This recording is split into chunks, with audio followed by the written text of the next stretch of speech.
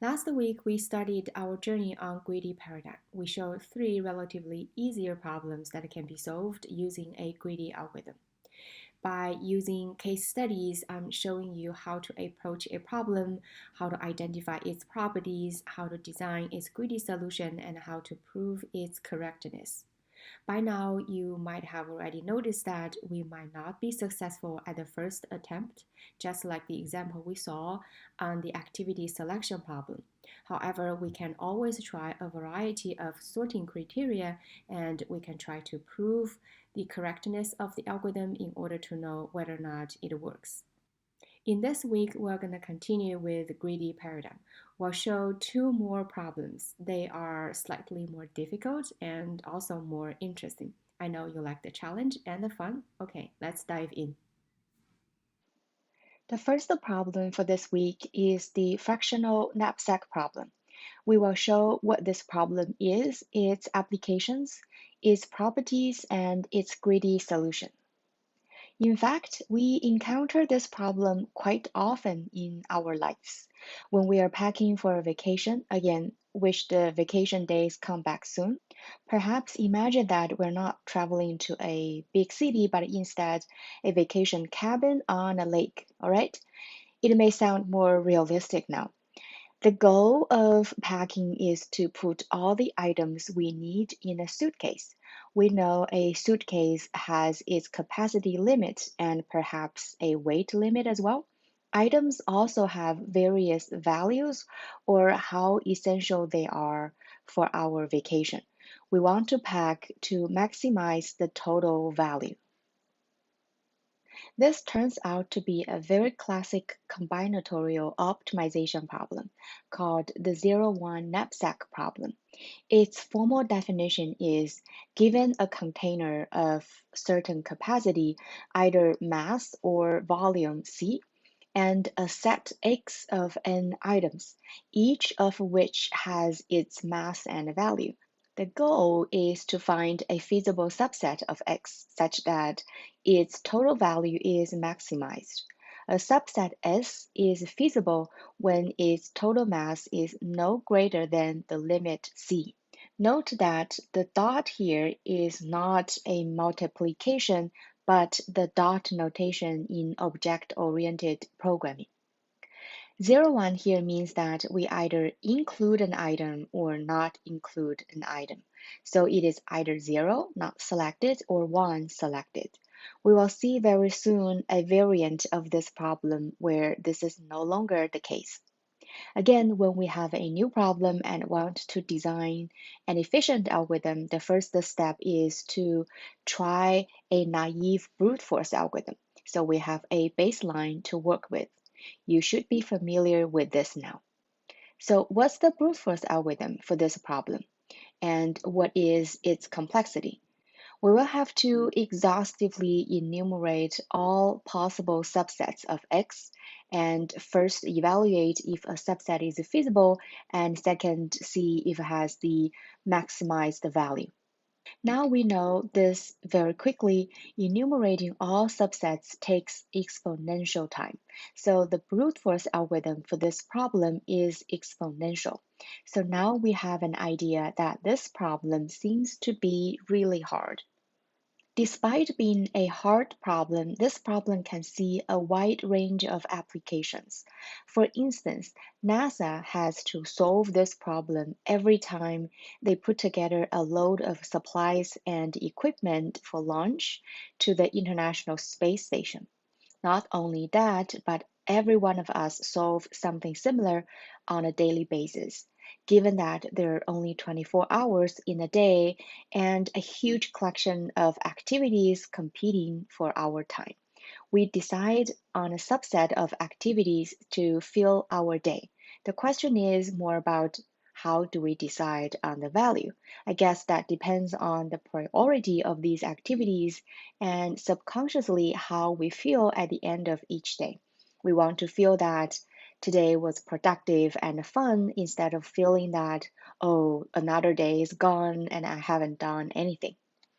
The decision version of the 0-1 knapsack problem is in fact NP-complete, so no polynomial time algorithm has ever been discovered and likely never will be. There are also no greedy algorithms that can guarantee to find an optimal solution to all instances of this problem. Yes, it is pretty hard. So why are we even talking about this super difficult problem here? We do have some good news. A modification to this problem can make it solvable by greedy. Such a modified problem is called the fractional knapsack problem, or FKP. And this will be the problem we focus in this lecture. So the difference is that we now allow fractions of objects to be included. So the objects we want to pack won't be things like clothes, but perhaps are liquid or golden sand that can be divided. More formally, given a container of capacity C and a set X of items, the goal is to find a set of fractions P1, P2, and Pn such that the total mass is no greater than the limit C and the total value is maximized. Now, there is something counterintuitive here. The 0-1 knapsack problem has a finite set of possible solutions, but it is NP-complete. Now, this fractional knapsack problem has the set of possible solutions that can be infinitely large. However, surprisingly, this makes finding an optimal solution much easier, and now it can be solved by a polynomial time greedy algorithm. How interesting is that? Now our goal is to find a greedy algorithm to solve the FKP. As with all greedy algorithms, our first task is to sort the objects. Again, we may not be able to get it right at the first attempt, but we can experiment with a variety of sorting criteria, say by mass, by value, or by unit value. Please pause the video and take a moment to think about these options. In the end, we find out the one that leads to success in this case is to sort the objects in descending order by unit value. Once the sorting is clear, the rest of the greedy algorithm is very straightforward. In this algorithm, greedy FKP, we initialize the total mass as 0. While it is less than the limit C, we take as much of the next item as possible and update total mass. We will see an example in the next slide, so how this algorithm works will become more clear to us. Now, while we're looking at this algorithm, what's its complexity? So sorting takes big O of n log n time, and this while loop is executed at most n time. So this entire algorithm takes big O of n log n time. It is indeed a very fast algorithm. So an example instance of the problem here, we have the capacity limit C equals 15. There are 6 items that we can choose from. We now have sorted them based on their unit value. See, the last item, x6, has the highest value but the lowest unit value. Now we want to see how much of x1 we can take. Its total mass is 6. That's less than C, so we can take entire x1. Next, we consider x2. Can we take entire x2? Its mass is 7. So 7 plus 6 would be 13. That's less than the capacity limit. So we can take entire x2. Now let's look at x3. Its total mass is 20. So we cannot take all of x3 but a fraction of it. So what's the fraction? We have 15 minus 13, that's 2 for the mass that we can have. And then 2 over 20, 20 is the total mass of x3. So we will be able to take 10% of X3.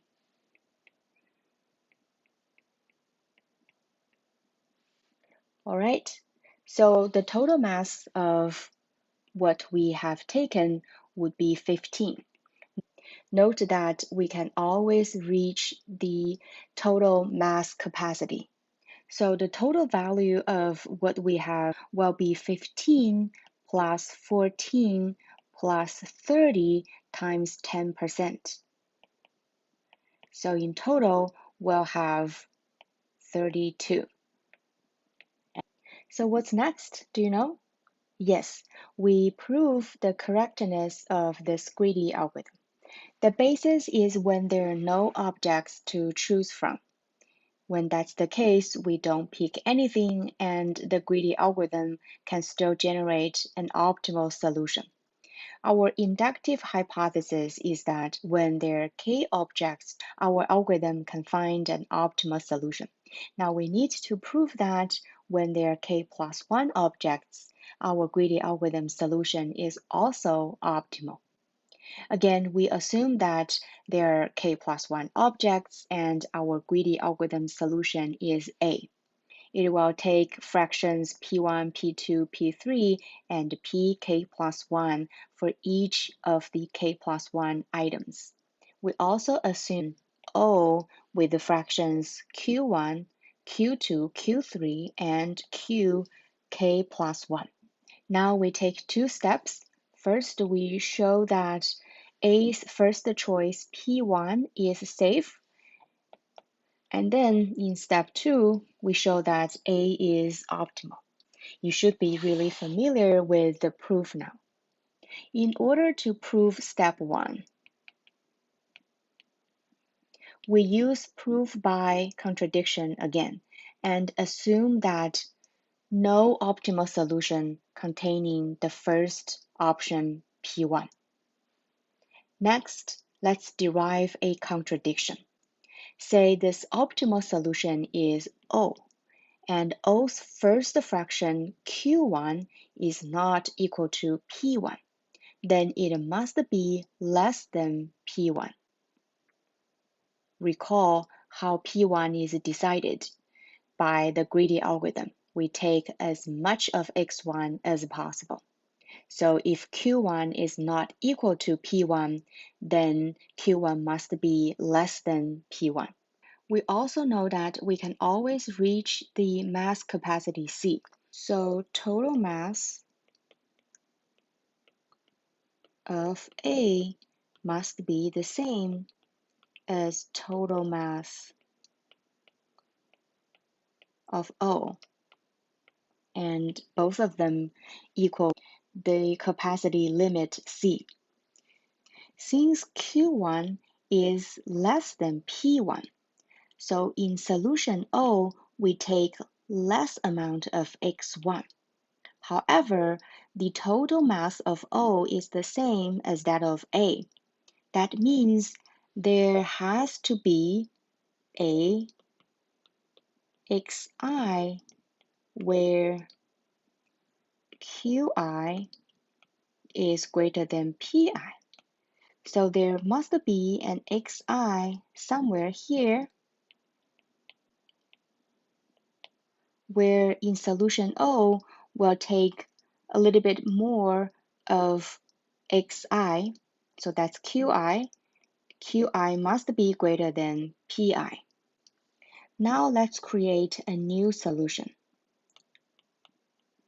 Let O star be P1, Q2, Q3, Q prime I, and Q k plus 1. So essentially what we do here is based on O, we replace Q1 by P1, and we replace Qi by Qi prime. We want to make sure that the total mass of O star should still be C. So we know P1 is greater than Q1. Qi prime must be less than Qi minus Q1, and Qi minus Qi prime would be the extra amount we take of xi. These are the only two places that the solution O is different from the solution O star. So that means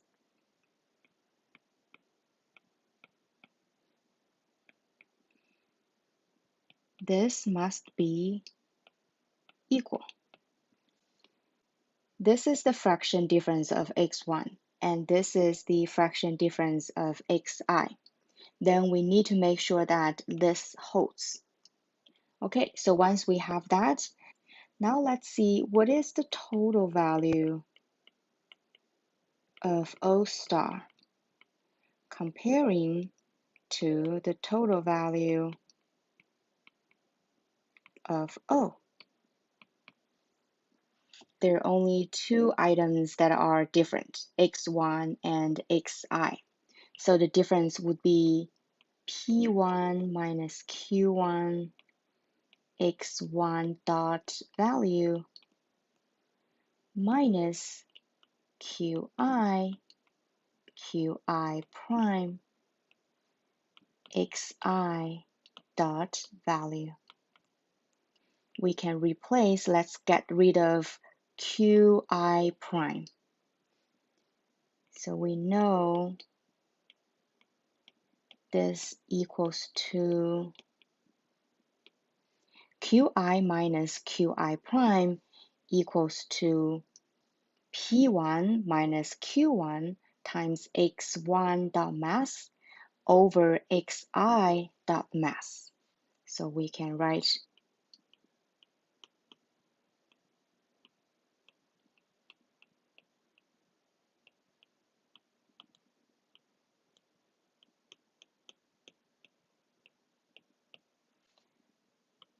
xi dot value. Let's keep writing. We can take this term here, P1 minus Q1 x1 dot mass. Okay, so what's in here? We need to have x1 dot value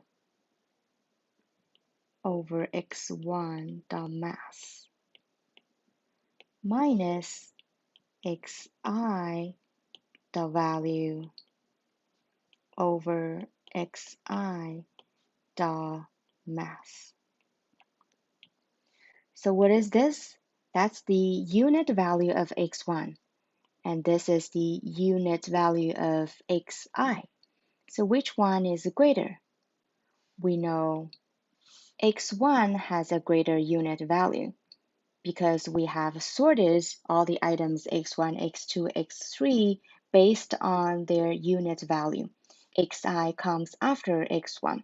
So this will give us a value that's greater than 0. And then that will result in a contradiction because we know O is an optimal solution. So it is not possible to find another solution O star that can have a total value greater than O. So that's our contradiction.